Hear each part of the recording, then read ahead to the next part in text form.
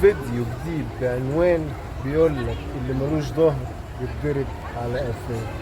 ياه، ازاي يعني؟ مش فاهم. ده ايه المبدأ الغريب والحقير والقذر واللا اخلاقي والغير مقبول بأي شكل كان؟ يعني ايه اللي ملوش ظهر يتضرب على قفاه؟ ازاي يعني؟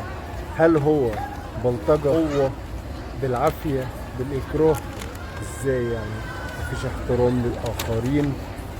نراعي ضميرنا، نراعي ديننا، إنسانيتنا، أي شكل كان. يعني إيه ملوش ظهر يتضرب نفتري يعني؟ وإحنا لينا ظهر محميين، ملناش كبير، واللي ملوش كبير يشتري له كبير. ما علينا يعني. هي موضوع مستفز شوية. تلاقي حد يعني بيأذي حد بطريقة ما، ويقول لك اصل ملوش حد، محدش يعرف عنه حاجة، دول غلابة. وانتوا مش غلابة يعني؟ يعني مش فاهم ايه وضعكم. فيا جماعة الدنيا خرارراية، وهتلف وهتغرز بعمر، والله يجعل لكم مخرج، وربنا يسترها علينا كلنا. يعني في إنسانية، في أديان سماوية، في حاجات كتيرة ضد ده.